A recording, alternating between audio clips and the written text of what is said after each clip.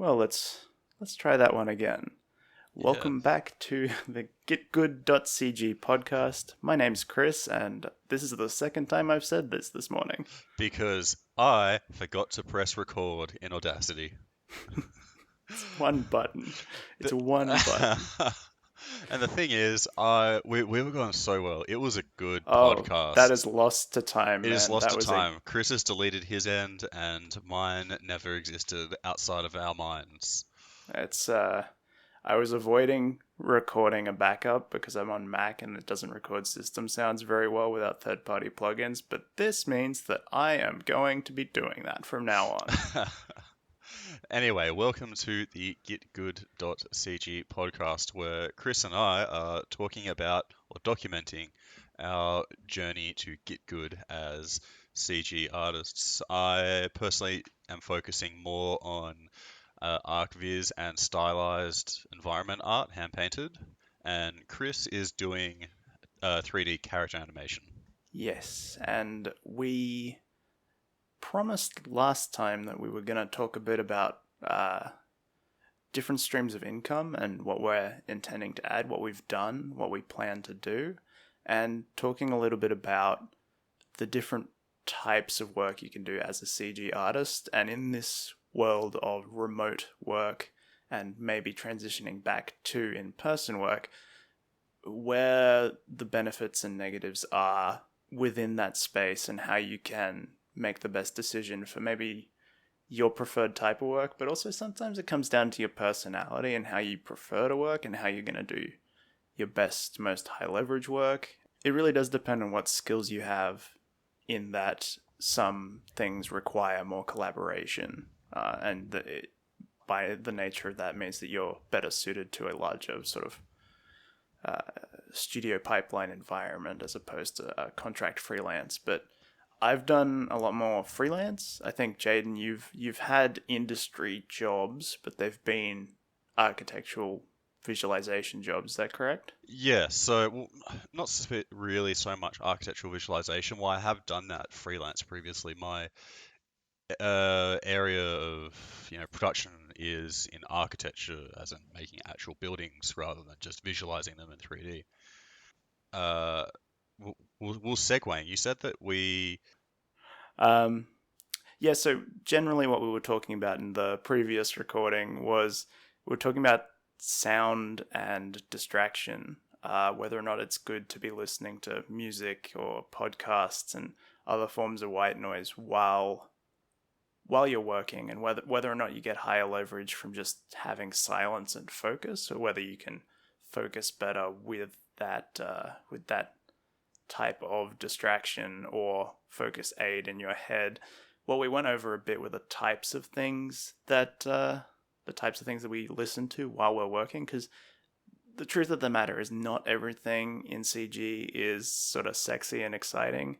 There are these really long periods where you're just doing menial, repetitive tasks, and sometimes having a bit of entertainment is good. The main thrust of my argument, though, was that you have to be pretty conscientious about what you're listening to and when. I was explaining that I have a sort of traffic light system that I use. Green means that it's free and clear, like it's retopology, or you're just doing some cleanup work or anything like that. You can listen to whatever you want. It's boring, it's menial, your hand knows what to do. There are a few choices to be made, but really you can listen to whatever you want. On amber, which is the yellow traffic light, I listen to things that I'm familiar with, things that aren't that challenging, that don't try and make you think too much, that a lot of the time are quite repetitive or that you've definitely listened to before.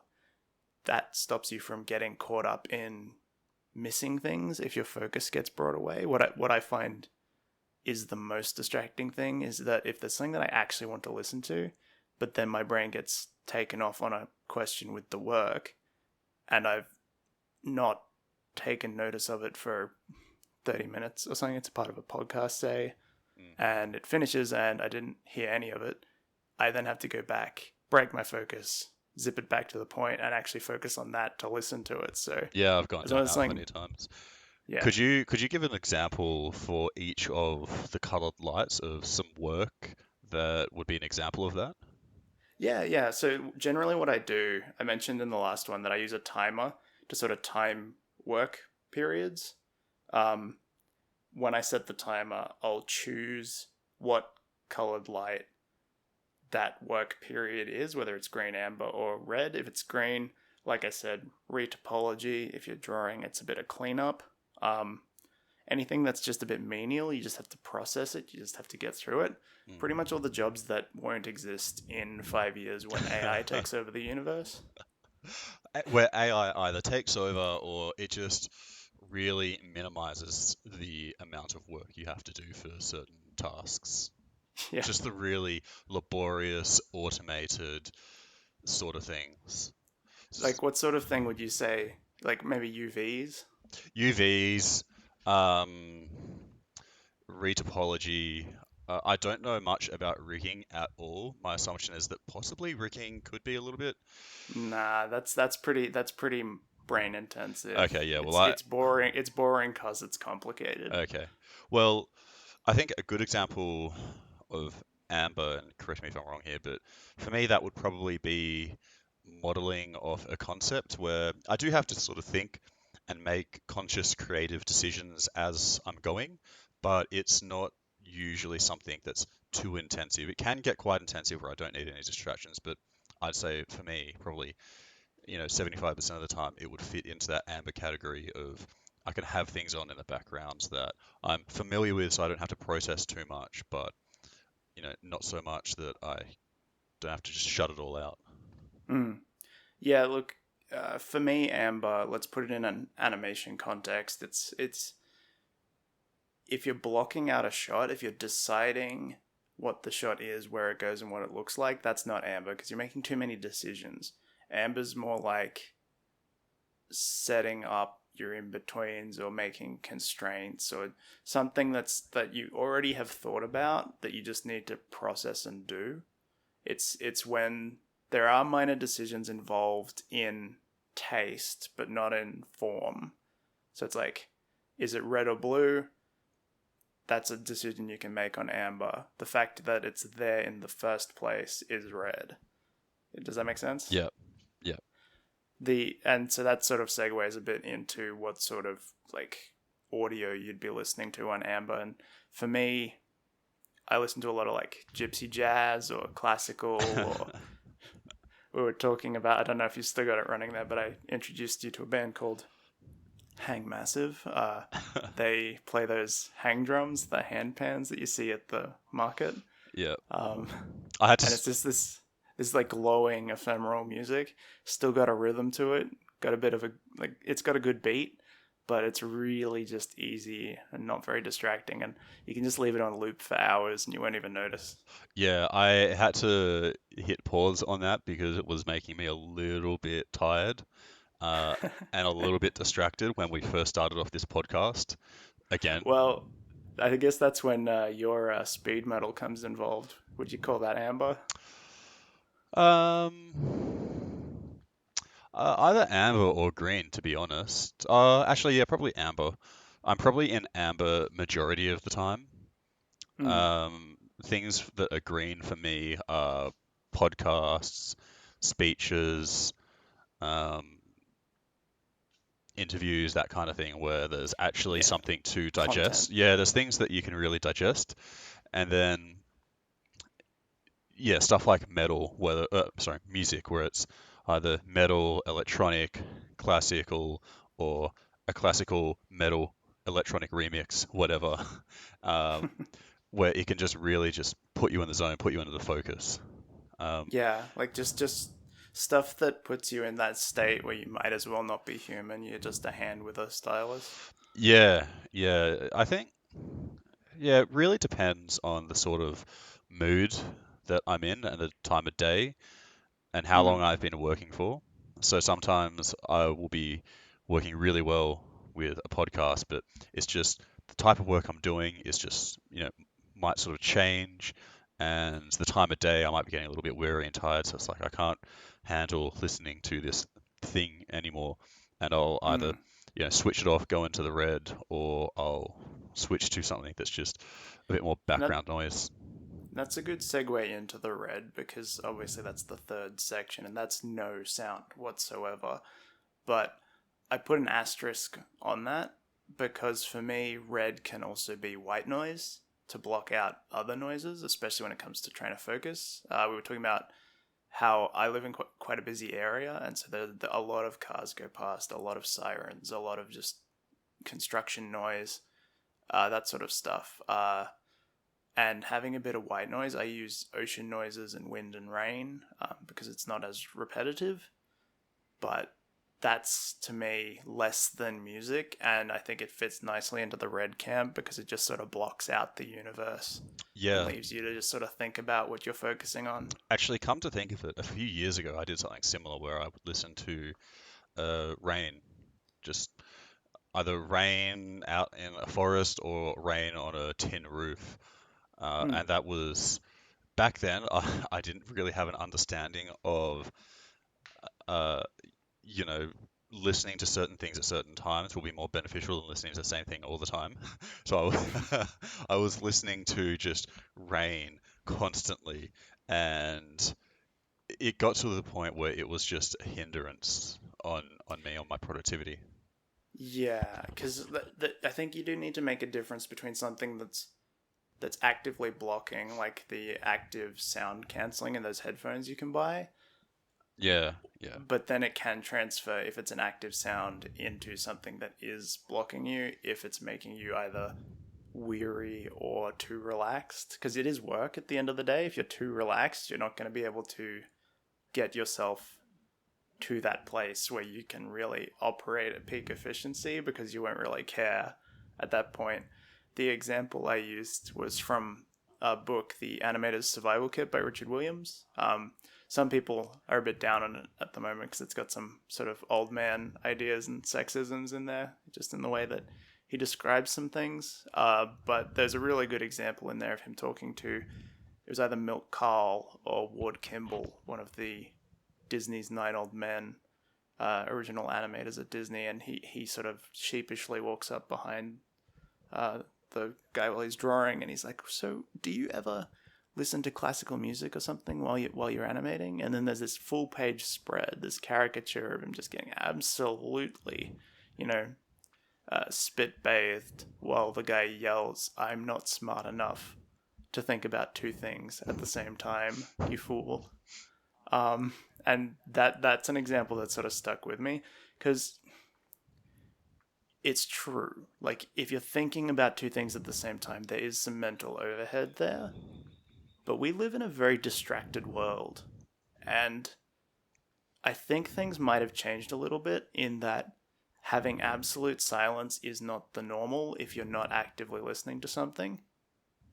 So having a little bit of something playing, even just as, you know, to create that bubble of focus to you, I think that can count as red these days just as much as silence, because otherwise you're not cutting out all of like the beeps and grumbles of modern society, you know. well, I think if you were to go back to the caveman days, and our brains evolve very slowly, and when you think about at those caveman days, it wasn't just complete silence all the time, and those intermission points of not being chased by a saber-toothed tiger or searching for berries, there would have been a lot of times where there was ambient noise Mm. of birds The or ocean. the ocean, wind, and I think that is eventually what led to a lot of meditation practices, thousands of years ago. I would even say music because Yeah, it would be an imitation of the pleasant sounds that you hear because it's like a sensory stimulus. yeah, yeah. I think But that's crucially, I think those would have happened in periods of rest, not work. yeah, I think that is the key separation at this point where work back then would have it was you're either building a shelter, starting a fire, looking for berries, or trying not to get eaten. Yeah, and I think these days work has been sort of made into something that takes on a lot more of our existence. You can make arguments as to whether that's been the case in the past as well, but certainly in modern life and during the current times, uh, work has become sort of synonymous with your lifestyle, and it's really dictating a lot of what you do, where you do it, and when. And I think sound in itself can help as a tool to use for that focus, to tell you when to be focused and when to transition out of that focus. Mm. Yeah. And Oh, were you go ahead. finished? Yep. Yeah, I think that nowadays it's really important to know what sounds to listen to when, and I think for a lot of individuals that's going to vary. As we spoke about a bit before, it's you're not always going to be able to listen to white noise. You're not always going to be listening to music or podcasts or interviews or speeches. It's going to take a bit of time and a bit of conscious effort to work out when to listen to what, if anything at all. Yeah, it's kind of like it comes down to the whole wish, when people say, "Oh, I wish I could duplicate myself and send the duplicate off to do the hard bits while I just sit here and do all the easy stuff and eat cake." Yeah, yeah, Like it's a similar idea. It's like saying, "Oh, I wish I could just turn my brain off for a certain amount of time and just have the work happen and then have the results of it." mm, Um, but there's thought that needs to be applied to it, and you need to understand when those times are. yeah, yeah. And I think that there's definitely a unique challenge in doing that in an office environment as well. Mm. Because when I was working full time, I had to choose between being that headphone guy that just ignored the world and just immersed themselves in whatever was on their headphones, or you're constantly hearing that open plan office, mumbling, which was just Mm.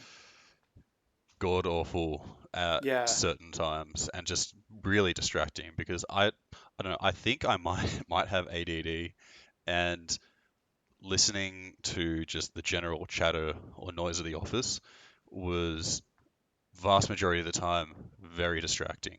And so Yeah. I think to sort of segue into today's topic, which is types of work, the benefit that I have found from working from home is that you have so much more control, not only things in just generally, but specific to what we've just been talking about, is that you can listen to whatever you want when you want. Yeah. Well, you can control your environment much better because it's your preference. But I think along with that freedom, it's just like with anything, it comes with the responsibility to take it seriously. Mm. Because if you just sort of accept the environment you have, it can be just as bad as that workplace environment, because if you're not minimizing your distractions and if you're not making distinct separations between your workspace and your work time and then other things outside of that, it can get very muddy really fast, and that can really tank your productivity. Yeah, I can't remember where I heard this, but either you shape your environment or your environment shapes you. And when you're in somewhere like working from home, if you don't make a conscious effort to shape the environment around you to make sure that you are not only productive but mentally healthy and not going insane and burning out, then you've really got to make a conscious effort to change your environment around you, make sure that your home is a good space to be in. And something that I've done is that previously, when I was living in more share houses, I would always have my desk in my room, and Mm, I'd just roll out of bed, maybe go get something from the kitchen, go back into my room, and work on the computer. And that's just what I was doing. And then at a mm, point, I stopped doing that, and I had my computer outside of that. And unfortunately, I can't really have a studio set up where I'm living now, but I have my computer mm. in my lounge room, and it is just significantly better than just spending all day, every day in your bedroom, because there's that degree of separation. You're not spending Yeah. your whole time in one room. And that's actually one of the reasons why I go out and work in cafes to do a bit of CG, which is what we were talking about in the last pod on productivity. Well, that's the thing as well, is that at a certain financial point, you might not actually have the ability to create a space that is significantly better than an office space. Because, as non ideal as an office space might be, it might be more ideal than the space you're able to create for yourself at home. Mm. Because I have to admit that I am always the headphones guy. Yeah, I me am too. I am really sensitive to sound, like to the point where I think I've got misophonia. Um, like I get distracted so easily, specifically by either sounds or like repetitive things in my peripheral vision. Yeah. And I've never been able to be as productive in that workplace setting as in my own spaces. But for instance, when I was living in Hackett in Canberra, I was in a third story apartment with no elevator and no balcony, and it was a 70s. You loved it because you're into the brutalism, but it was like this 70s brick, crazy, crazy old, crazy sinking into the floor. Uh, And what was the toilet like when you moved in? I believe somebody was cooking something narcotic in there. They put a sanitary tag over the top when we were doing the inspection, which was a lie. Uh, it took us 3 months to get that toilet replaced. But anyway, I digress. It was the worst. It was the worst apartment that you can imagine. Third floor, no elevator, and there was no balcony. So there was like when you were in there, you were at least 5 minutes away from outside. Yes. So it was like solitary confinement. I've been in that situation before when I lived on campus at uni. I was in a studio apartment and I did actually have an elevator, which in my opinion made it worse. Just because just going into a building and having to get in this elevator, typically with other people, and then you go up Yeah, 6 stories, and then you yeah, walk down a hallway and go into your room. And the room that I had, it had one medium-sized window at the end, and it was literally like a giant shoebox. mm, And yeah, like you said, it was like solitary confinement. I've spoken to some of my neighbors, and some people even said that living in that sort of condition where you're just in the same space all the time just makes you depressed. And yeah, so I would, can confirm. yeah, and so I would always go out and go into the design studio. So Mm. just to Well, explain it, that's. I'll let you finish that yeah, one, but that's where I was getting at with the Hackett place, is that I hired a separate desk at Game Plus, which is this place in Australia, in most major cities now, I think, where it's just hot desking for game devs. mm, And I hired a permanent, well, semi-permanent desk there, and like it was right next to the boardroom and the kitchen, and there's a bunch of people just talking all the time. And it's really distracting, but it was night and day better, especially since you had 24-hour access. You could go there late at night. yeah, It was night and day better than being trapped in that little apartment. And I'm in a similar situation now, actually, because I'm, technically third floor. I've got an elevator this time and a balcony and a studio. So I've improved my circumstances somewhat by the fact that Melbourne's living costs are much lower. But the main problem is still that, especially because of all the COVID restrictions, I can't sort of get out at all. And it really does stymie you creatively. yeah. I could rant for days about some certain architectural and planning things around that, but I'm not going to. But to go back to what I was just saying before, is the very similar thing. When I was studying architecture, most architectural degrees will have a 24-hour design studio, and a lot of people would always be in there just working, and it was just this space, this large space with plenty of desks, some sort of closed off conference rooms for you to use, drafting tables and all that fun stuff in there.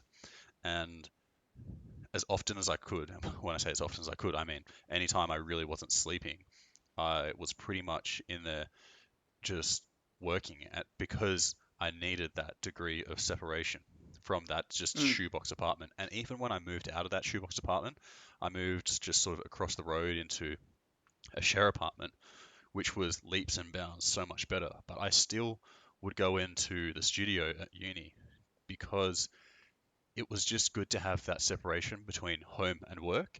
And a lot of Mm. people at that point would go, well, what's the point in, working from yourself or working from home if you're still going out somewhere to work? And that's a pretty good point. Uh, I think you have to make the distinction between working from home and not working in an office. yeah. And so I think for me, what I've found is really important is to have a degree of separation or a work-life balance between Mm. your home and where you work. And And it comes back into that automation that we were talking about, because at the moment, for instance, I'm doing a lot of work around boundary and expectation settings to make sure that I'm creating this space that is a workspace while it's a workspace, and then that it can become like a house again yeah, after my workday is finished.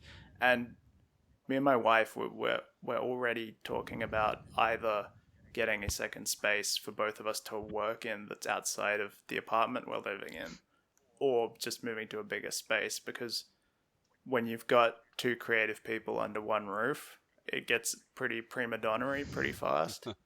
Uh, and it can get a bit difficult to feel unbridled creativity when you need to, if you've scheduled everything, you know? yeah. And I think just having the ability to, well, not really the ability, but you have it in your schedule as a part of that thing that's automated, where you just wake up and you go, oh, well, I've got a responsibility to get to my place of work, even though you don't have to per You se. get up, you put your shoes on, you have a shave, you It's know, like like you do these it's a things, morning and it's a ritual. ritual. Yeah, it's this Yeah. ritual to get you moving ahead in the day. And at some point soon, I'm looking to get a hot desk. There's a place actually right across the road from where I live where there are a bunch of hot desks, but I'm Mm. kind of holding off on doing that for now, just because at the moment I'm living on my own in an apartment, a two-bedroom apartment. I can't. Mm. It's not really ideal. I'd prefer to Hard to be, justify. yeah, I'd prefer to be working in a at a hot desk, just giving me a reason to sort of get out. But at the same time, for the size of my apartment, I have plenty of space for me, and Uh, it's hard to yeah. justify at this point, especially with the amount And of work I'm doing. hot desks are expensive, man. I don't know how it goes in the rest of the world, but in Australia, hot desking is an expensive enterprise. Yeah, I mean, well, I'd say you could probably call it a form of real estate, and real estate in Australia is expensive as all hell. It's awful. Yeah. Yeah. And I'm I living in I'm living in, I think, is Canberra the most expensive city in Canberra? Sorry, Australia? I I think it I is. think Sydney still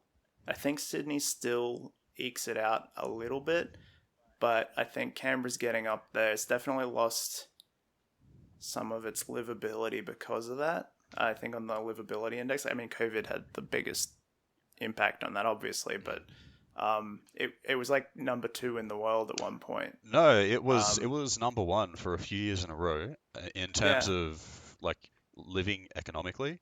It was rated for a few years the most livable city in the world. I think it has lost that status just because a COVID, but also just politic, real estate, man. They're yeah, building out instead of up.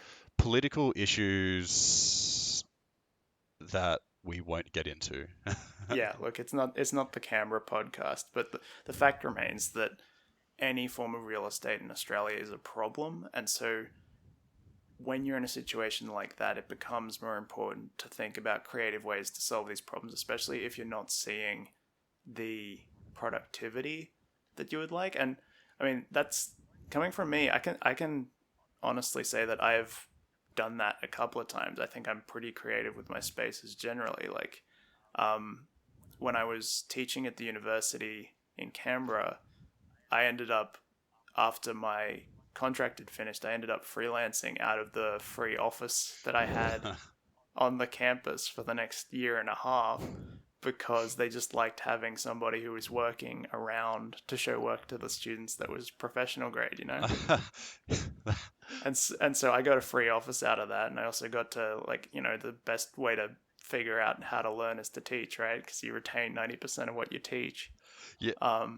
It was a great situation. And then after that, I ended up moving out to the old police station, which was just fantastic because Old apart police from station. Where was that? Gundaroo. Oh, yeah. Okay. Yeah, I moved north, and I lived in the old police station there. Pizza place out back, pub out the front. Yep. Apart from Battle of the Bands on Friday nights, it was actually pretty peaceful, and I got a lot of work It was done. a small country town. The internet Just sucked, though. Yeah, I imagine that would have been a pretty tragic situation internet-wise. Yeah. No, that's why I always went into Canberra to work in cafes and use the hotspots and that sort of thing. Yeah. Um, what are we on to now? Well, I think just to land that point, you kind of have to be more creative than you might think, especially if you're not getting anything done where you are. Yeah. You know, Yeah. like It- if you're having trouble being productive in the situation you are, it's almost like your full-time job to figure that situation out before you can keep being productive. Yeah. I think it's also, I also want to just really drive in the point that you have to really shape your environment to probably the best of your ability, because if you don't, then it can really come back on you in some negative ways where it ends up shaping you. Where if you're living sort of basically out of your bedroom, then that is this just form of isolation, which is just really bad for anyone's mental health. Yeah. I mean, tell me the difference between that and prison solitary confinement. Um, you're able to leave, but you don't. Yeah. And I have to say that, like, getting married quite recently, I'm having to reconfigure all of this for myself because a lot of the systems I had in place for my own focus and productivity were built around being on my own. Yes. And that is no longer the case, which is very nice. I have to admit, it is very nice to have, you know, built-in company, but when you don't have any rights to the space beyond, you know, a 50-50 share, it can get tricky to communicate your requirements, especially when they're ephemeral and creative. Yeah. You really do need to Um, have that sort of communication, I suppose, to make that separation. But yeah, also the and space and the means too. yeah, and so that's the thing. Just to not to go too far into it, but my wife is a dancer, and she sort of gets the lounge room. I've built her a bit of like a COVID stage because all of it's over Zoom at the moment, and I get the second bedroom. But there's a certain, especially for recordings, there's a certain sound issue. For instance, if there's always like, 'cause she teaches ballet to preschool age students, and so there's always like Frozen or, you know, Disney Let songs playing in the go, background. let And it apart from go. like the copyright strikes, for instance, it does mean that there are very limited recording windows for this. And say if I wanted to do some videos for a YouTube channel to get a bit of like, or some Snapchats or whatever, you know, just to get a bit of social media going, I have to be more conscientious about that than I otherwise would have. And that's a problem that I didn't have 6 months ago. So, Yeah, I mean, since we've been really doing this, not only podcast, but also just YOLO quit yeet out of our jobs, the only issue I've really had is sharing with a housemate. And I've just recently had someone move out, and you know, the guy that I had in the second room, he would spend like a lot of time in his room, and so it was pretty easy for me, and it's even easier now just because now I've got this fairly generously sized 2-bedroom apartment all to myself. Mm.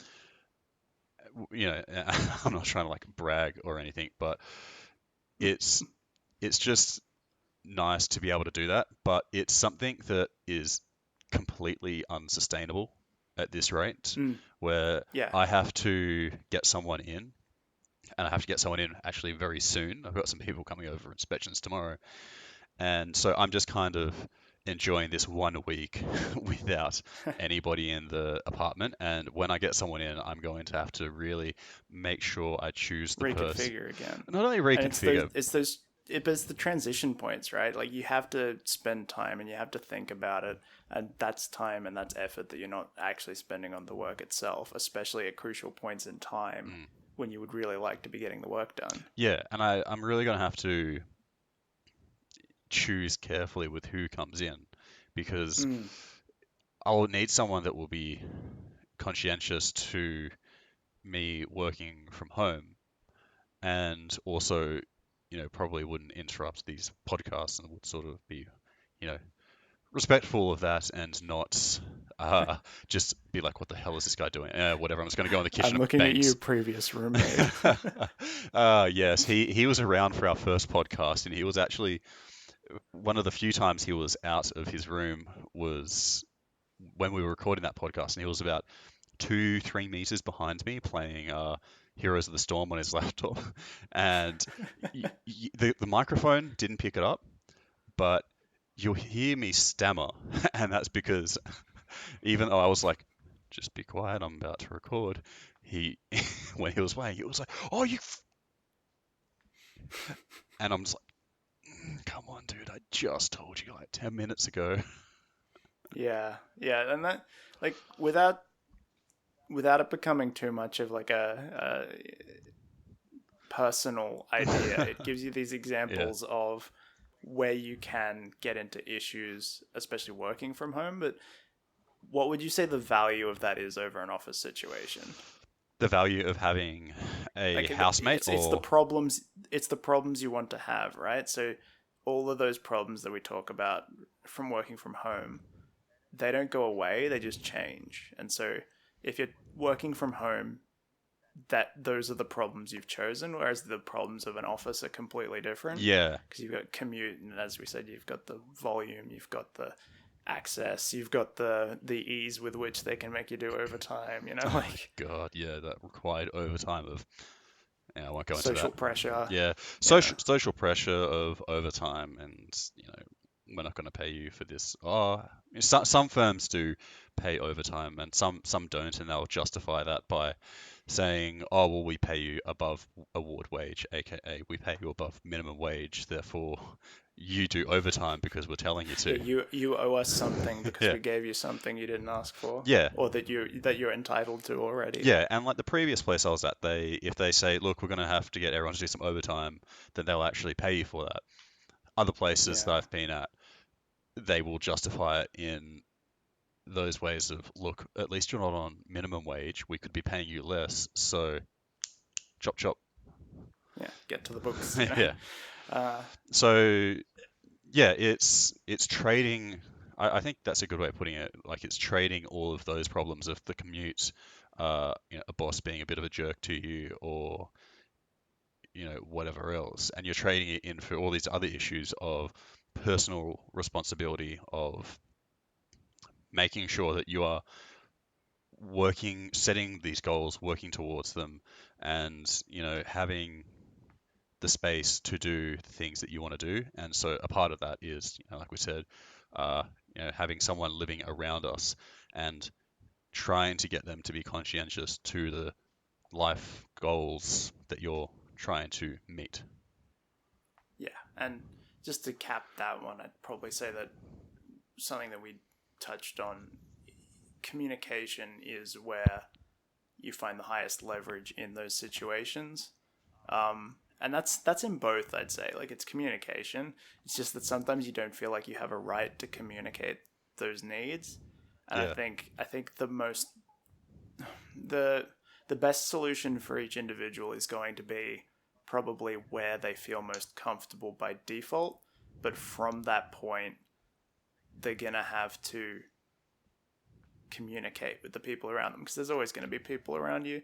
And if you are on your own, that's a whole nother sheath of problems anyway. It's not the be all end all solution. Yeah, like being on your own sounds great, and there are things to it. I'm on my own now, and I'm really enjoying it. But even as someone that's an introvert, you do need a bit of company here and there, and Mm. not having someone around can make you a bit too introverted, a bit too isolated, and You get way too far on your own little tangents, yeah, and you lose context of the rest of the world. yeah, Nobody's grounding you. yeah. And so it is nice just to, even if it's just to, like bump into someone in the kitchen once every so often and be like, yo, what's going on? Oh, that sounds Yeah, all like right. Cool. that's the Miyazaki, the guy who did all of the Studio Ghibli movies. He's commonly said that animation is kind of foundering at the moment because people don't have lives. So all the young animators coming through have no mental knowledge of, like, no mental library of how things move, what things look like, how things work. It's all just through screens. It's all just through photo reference and video reference. They don't actually have any functional knowledge of it. They don't and have their life lives- experience, the observations to animate. Yeah. Yeah. And some studios do hire for that, actually. Like, some just plain don't hire graduates. Yeah. Yeah. I'd suspect that there would be a lot of places that just are like that. Like there's this college in Sydney called NIDA, and it's an acting college, and it rejects most people the first time, especially if you're straight out of high school. They will pretty much reject you and tell you to come back when you've got some life experience, because they just don't want people that just go through school, maybe do a drama class or two, and then go, yeah, I'm going to be an actor. The next, I don't know, Hugh Jackman. I was gonna say Bill Gates, and I was like, hold on. But yeah, the next huge jacked man. But they really try. Leaving that pause in as well. Yeah, Just saying. yeah, sure. Thanks. But they really want to get people in that they finished school. They might have done some performances in their local theatre. They've travelled. They've met some people. They've had some jobs they didn't like, and just so that they have that mental library of life experience to draw from in their acting. And yeah, and honestly, that's the kind of place you want to be in. Yeah. Like, it sucks that if you get rejected, but if you get into one of those walled gardens, that's where you're going to find the most high leverage learning and experience, because you know that everybody else has had to pass that bar as well. Yeah. And that's the same as working in some of these bigger studios. It's different with a lot of the outsourcing studios, which are quite big. And, like, for instance, there's places like Method and Luma and all these sort of ones down here, or like Sledgehammer for games, because they're a subsidiary of Activision. Yeah. I'm talking about ones here in Melbourne. They're quite big, but they're also outsourcing studios, so you don't quite have that same quality bar as you would if you were working for Activision, say, under the Blizzard title. Yeah. And so it's an interesting choice that you have to make, because the bar's probably lower to get in, but the actual personal help that you receive might not be as high quality. And there's that quote going around at the moment that's like, you should, at a job, either learn something or be paid well, and if it's neither, don't do it. Yeah, unfortunately, a lot of people don't have the privilege to make that snap decision. But Yeah. luckily, you and I are. In a somewhat comfortable position to do so. Yeah, I wouldn't say the situation that either of us are in are absolutely ideal, but we do have the privilege where we both were able just to look at that window at work and be like, you know what? I'm jumping through that head first. In my case, it's the same window, but it's a little brighter now. Yeah, because you were working from home for a while. Yeah, yeah. It was actually a call center job for a larger tech company. Name redacted. Yeah. So do you Uh, do you want to talk a little bit about that, not only sort of that job, but why you decided to go from full-time tech job work to yeah, shifting into what you're doing now? Like we've gone over this before, but this is more related to the actual topic of the podcast. yeah. So, uh, I was only working at this larger tech company because, for honest to goodness, I was getting married and I kind of needed to settle a little bit. So I needed to get a job that I considered stable in order to just sort of see where I would land, uh, like get on a bit more of a stable footing. Because before then, I'd been taking on a couple of different income streams, and not all of them were art or CG related because the type of work that I was doing was not very popular at that time, and we were deep in COVID. So uh, this opportunity came up, and I took it because it seemed like, I mean, I'm going to just say that I'm not going to share the name of the company, but it is a good company. It takes care of its people, and I don't think big ultra capitalistic companies are your friend. But in this particular case, the the care with which that they treat their employees is so good that when I say that I was to the point where I felt like I was bleeding out of my eyeballs with boredom, uh, should convince you that benefits are not worth it. Um, and it wasn't just the problem with boredom; it was the relentlessness of the work. I would sit down at 9 o'clock in the morning, and I would have like a 40 to 60 minute break around lunchtime, which would keep moving, which was insanity. Um, but they're using these Amazon services where they're actually like tracking your time from home, and you have to log on and you have to be there and actively being in the right section of like the time tracking thing. And so if you weren't, then somebody would contact you and be like, "Hey, we noticed you're off schedule. Can we do anything to help?" It's I think that like a lot of you mentioned that they took really good care of their employees. When based on what you're saying, it kind of seems like they have no real choice but to take good care of their employees because if they didn't, it's an awful job. If anybody's ever been in a call center position, it was pretty much that. mm, Um, for this larger tech company, the position was um, it was projected as more of like a technical assistance role, and so a background in you know the stuff that I do, CG, more tech art stuff, is actually important, but it's just a customer support role. You've got, you know, Larry, Chad, and Marge calling up every other minute because they pressed the button and, it don't work no more. you Um, know, the people being like, the PDF won't open. yeah, it really was just retail all over again, but through the phone, it was soul draining. If you ever want to just have a very poor impression of humanity, take on a call center position, because you will realize the depths to which people will stoop on the stupid scale before they cry for help, and then they expect it, and they expect it now, and they expect you to have all the answers, and if you don't, you are a devil in disguise. Yeah, I could imagine um that and it would be very soul draining where someone through, maybe they just are they're a bit stupid or they just waited a little bit too long to get some help and then they are blaming you for that.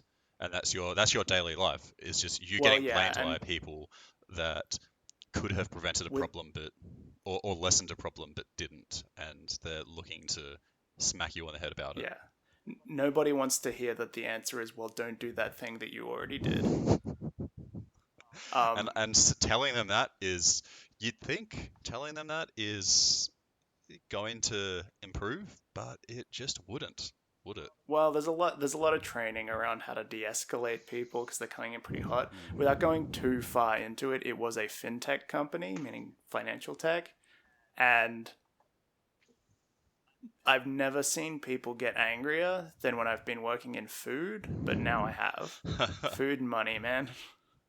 Yeah, I've worked in hospitality as well, and just there's just one thing that I won't forget where there was this person who came in with their friend, and both of them ordered one bowl of chicken nuggets and chips each, keeping in mind that they were uh, in their 40s or 50s government workers ordering chicken nuggets and chips. Not hating on that, but just putting that out there. And then their food comes out, their lunch, and one of them has an extra chicken nugget. And the blow up from the other person that didn't have that extra chicken nugget was just like, what has happened in your life? What has happened in your head? Yeah, But we're probably regardless, the situation was that the company was great, the benefits were fantastic, the job sucked. yeah. And I ended up leaving for other reasons. I had a death in the family and I couldn't put the time into it that I needed to, so I just ended up quitting during the probation period. But I'd already made a plan to get out anyway, because it was tailor made to be not for me, and I just don't know how I got through the screening process, honestly. Because this was my attempt at settling. It was my attempt to say, I'll take on a 9 to 5. My understanding, it might be just because I lived in Canberra for too long, was that full-time jobs, public service, are a little bit more chill. Yep, island time. But my expectation was that I'd spend a couple of, maybe like a year, maybe a year and a half in this job, building up a bit of runway so that I can come out and try again, because I was attempting to do it the smart and conscientious way. But I ended up, I don't want to say I used an excuse, because it was a legitimate reason that I couldn't put the time in, but it really did come at the right time. Come at the right time to leave, or to leave, yeah. And a lot of people, like family included, look at me really funny. They're like, you had such a good job, and like, we're talking boomers here, so like, it's like, what do you mean you had a job and you quit? this is why millennials can't buy a house. And look, partially true, but the reality of working in that sort of call center, I imagine, would be soul destroying. And the trajectory was back to the office. And so I was doing this from home, completely remote. There's something to be said about having to face all of that on your own, in your own space, which is not psychologically impressive.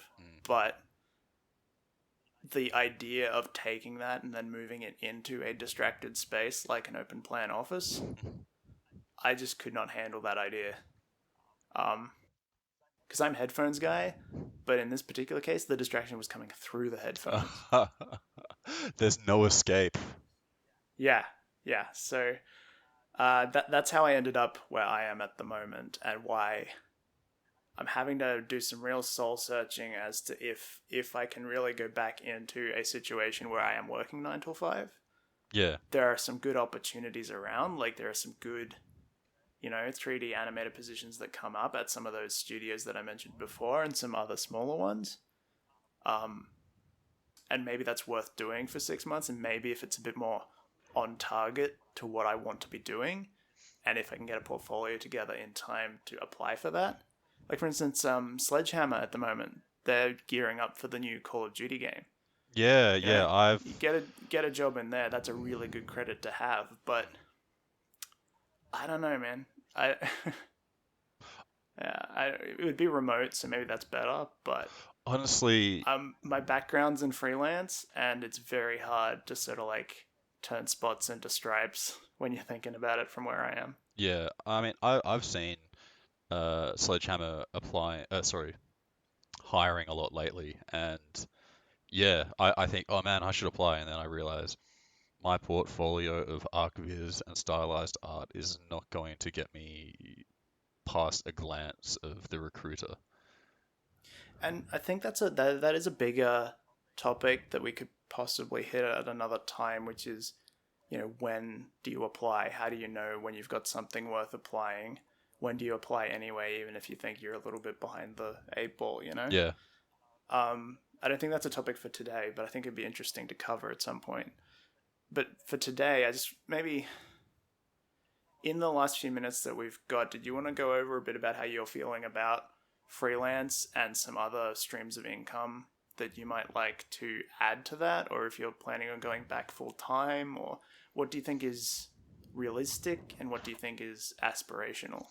So for me, I'm coming from a very similar position that Kris has with it's got being off work for a while and then going, look, maybe I should just settle and go back into full-time work. Maybe it's not so bad. And I did that.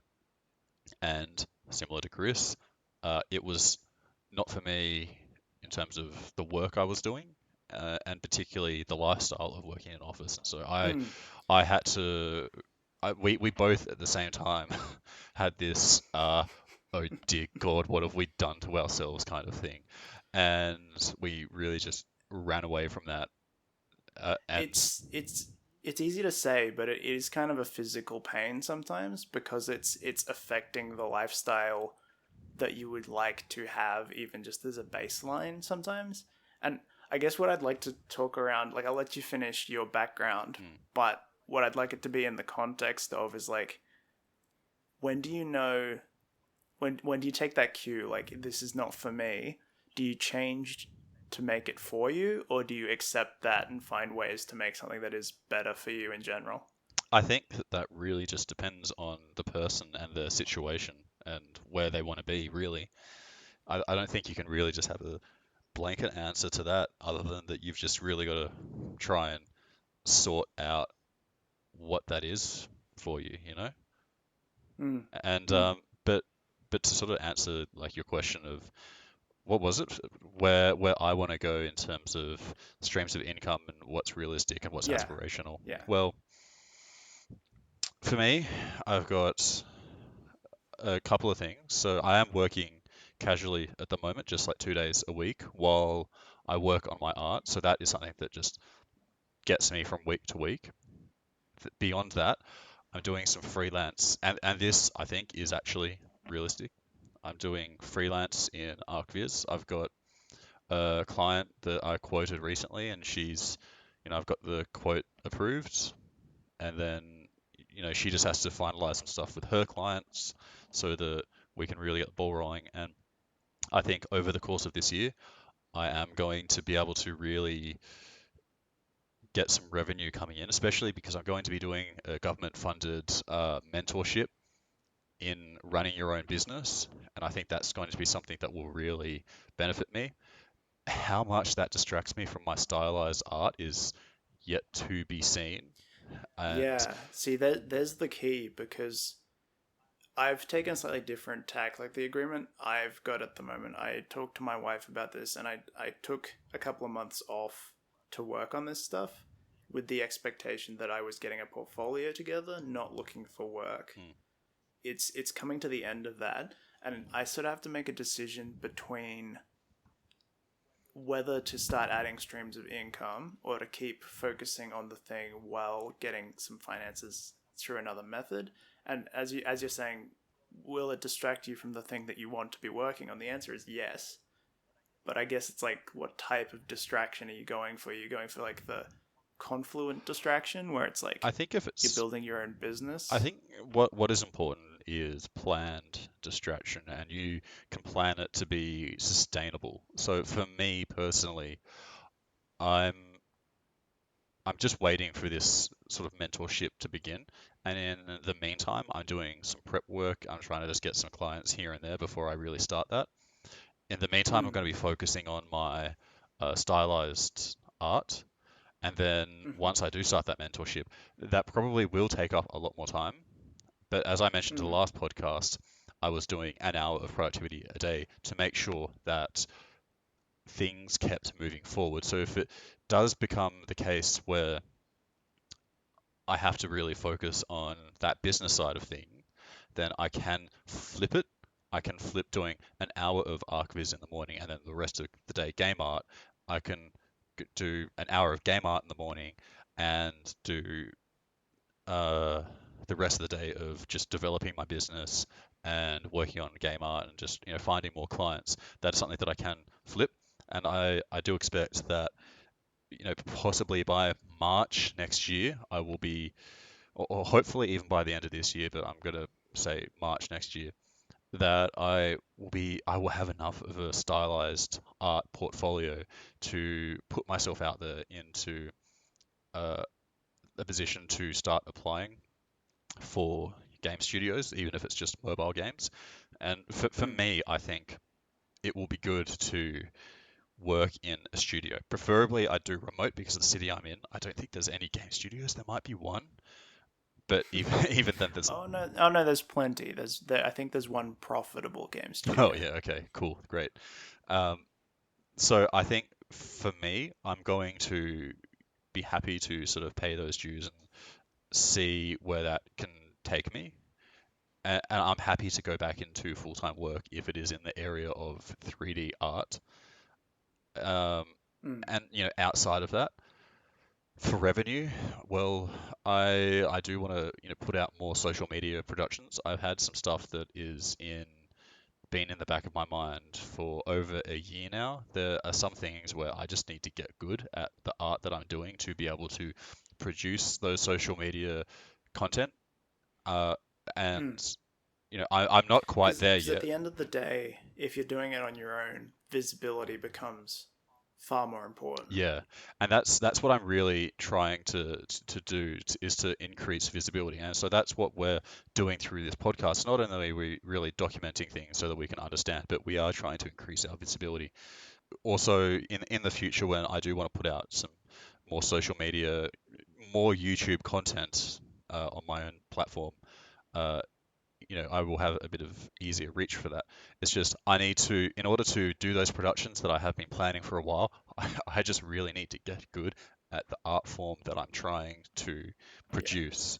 And And that's what it comes down to. All of these choices sort of become secondary yeah, if you don't have the portfolio to back it up. yeah. And so how that relates to going back into full-time work to work in a game studio is that there are a lot of things that I can learn from that to put towards doing these social media productions, or well, YouTube content production. And because I've learnt from working in architecture, I've learnt so many methods to that I have applied into my own business of freelance archviz. I've just workflow techniques, self-management, things about how buildings should be that a normal 3D artist wouldn't really pick up on. I've picked up on that through working in architecture, and that's not really to blow hot air up myself, but it's just as painful as it was to really work in architecture. There was a lot of value in it for me. Mm. It's yet to be determined if that value was worth it. I think it probably would be, but Probably doesn't convert one to one, yeah, but it definitely. gives you that is the mental library that you need, the experience that a couple more years really give you. Yeah, and I think that That you might have you might have an edge on a graduate yeah, for that reason. yeah, I think that's probably the case where I do have a sort of professional production experience that I can draw on, even if it's not in game production per se. But I think that going into an actual production role, uh, you know, worst case, I don't even know what's worst case and what's best case. I think there's just two cases which could be very good. One case is, oh, I actually really love this production of working in a game studio. Let's see how much I can rise up in this studio and let's see what other studios I can get into. That's one great way that I could go. Another way is that Mm. I could go, okay, cool, well, like this isn't really for me. Let's see how I can change this. Maybe I just work more freelance for game studios and Mm. then I can take a lot of that knowledge and that experience and I can put that into my own work in putting out YouTube content. It's bracketing. You have to know the other end of what you're trying to do before you know where you're comfortable. Yeah. And if you haven't been at the higher end, you've only ever been at the lower end. The higher end looks infinite. Yeah. Once you've gotten there, once you have that experience, once you can see what it's actually like, that's when you can start making decisions about what sort of thing you actually want to be doing. Yeah. And so I think just to summarize what my goals and aspirations are is, first, in the short term, will be just getting by week to week on this part-time casual job that I have, while getting a couple of freelance things here and there until I start this mentorship.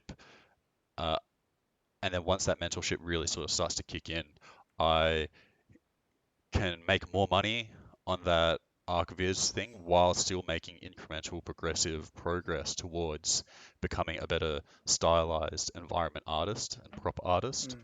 And then once that Well, sort of, kicks off, then I can really have a sort of question for myself of, do I just want to focus on freelance archivist for a while, get some experience in that, maybe make some money out of that, or do I want to shift myself as quickly as I can into a production pipeline, and then from there it just and really gets theoretical. it's gonna be yeah, look, it's gonna be a similar choice between either two or more things for everybody. Even those listening, I'm sure, are only listening because they're in a position where they're either already somewhere they want to be that's not ideal, or they're not somewhere where they need to be. But when you get down into the nitty gritty of it, it feels more complicated. But the overall choice is, where do you find your comfort, and you need to know amongst the options where you're going to be most productive and most talented. Because if you can't make those decisions based on information, you're just guessing. Yeah.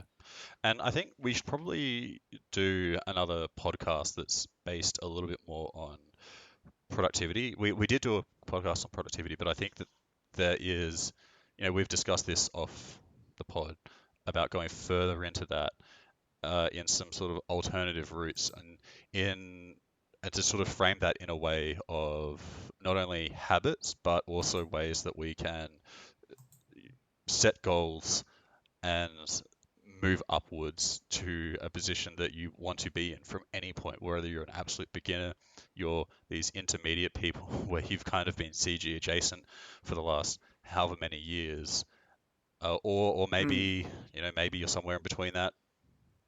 So, something that I'd be really interested in talking about is rehabilitating a skill set, Definitely. because it's very easy to gain experience in something that's not necessarily what you want to be doing, but is so close that it's almost frustrating. I think, Uh, and rehabilitating that is something that I don't think a lot of people talk about. yeah, rehabilitating a skill. That's something that I think we're both doing, and I think that we could probably Yeah. both speak quite a bit on. So if anyone listening, anybody out there, anyone, if you have any opinions on what, either anything that we've talked about, or you want something for us to talk about, then leave a comment below on our YouTube video, and we might talk about it. We might not, but we might. Hopefully we will, if it's good. The more interaction we get, the more we can make it a discussion rather than a sort of a soapbox announcement. Yeah, I think that's something Um, we would really love to have, is a lot more of interaction with a bit more of a close-knit uh, community within CG. yeah, and it's a call into the ether to sort of try and collect some of these folks that I think get a bit lost in the muddy middle, where you're not a beginner, so nobody has advice for you, but you're not a professional, so you don't really feel confident presenting yourself as one. Yeah, Um, and so that's the sort of area we're targeting at the moment, because whether you're in that space or one step ahead, I think there's something to be learned there. Because, like, just to cap off the topic for today, there are kind of only four types of work. There's work as career, there's service work where you're doing contracts for people, there's products, and then there's consulting. And so outside of that bubble, you need to figure out, like, what your skills are best suited to and what the type of work you want to be doing is actually available. Because, for instance, if you want to be a 3D animator and you only want to be part time, you're kind of out of luck unless you're doing freelance, because there are no half a week animation And positions. even then, freelance saying, "Oh yeah, I'm going to be a part-time freelancer." It's like, well, how are you going to do that? You probably can't just work part-time, because when you're running your own business, There's so there's much so more much you more need to to. that. You really need to be looking at where the next meal is coming from. And if you don't stay on top of that, you could easily get put into the scarcity mentality. And so it's like, well, do you And do if that as you have an actual part-time job that you just don't really care too much about, and then you do that on the side? Yeah, it comes down to what kind of settling you'll do, or if you're not going to settle. And I've come to a position where I can't really settle, because when I tried to settle, it was harder than when I'm trying to get something different done. So that's sort of where I end up. And I think what I'd really love, and if you're on board with this, Jayden, I think next podcast, I'd like to talk about freelance experience and tips for freelancing, because I've done it in the past. You're sort of doing it now. uh, it might be fun to sort of compare those notes and sort of see the leverage points of freelance, and then maybe do a subsequent podcast on full time work where you've got a bit more of the advantage on that Mhm. one. Yeah, for sure. That sounds all right. I'm happy to do a pod on freelancing and a bit more on full-time work. It might sound a bit similar to this podcast, but Well, this was sort of like an overview of the types of work you can get at. I think especially with freelancing, I want to dive into the nitty gritty of it, and because it's another one of those things where if you don't take it seriously, you'll get nothing done. yeah, definitely. Yeah, all right. I'm happy to talk about freelancing because, yeah, that's something that you've done, I've done in the past, and I'm now doing again. Um, so yeah, Yeah, let's. great. Well, look forward to that either next week or the week after, depending on how the scheduling comes out. Uh, so I guess there's only one thing left to say, Mr. Jayden, and that's What's your where social can media? people go to find? Beat to it. I'm leaving. Okay, so you can find me on ArtStation at Jayden Storis, links in the description. You can find me at Instagram on either JSTO_visual or Jayden.ray on Instagram, or Twitter, Jayden Storis, or Jayden Storace, however you want to pronounce it. All links are in the description. Kris, what are your socials? I'm Kris, and you can find me at animatorkris with a K anywhere on the interwebs. Cool. All right, thanks for listening. Like, comment, and subscribe, please. Bye. That pause. What was that? I was hoping you'd comment on the pause, because I said I was leaving and then didn't speak Oh, yeah, afterwards. I thought for a split second, like, hang on, is he still there? I Yeah. nearly opened up our. Yeah. Can you just check for me that you recorded any of that? Yes, I have been looking at Audacity the whole time. You can see the little blue waveforms, right? Um, Wait, hang on, what are they meant to look like? It's a blank screen at the moment. Yeah. So as it looks like my raised middle finger. Just a bunch of times over next to each other. Yeah. Yeah. All right, time dot is clap. On 5.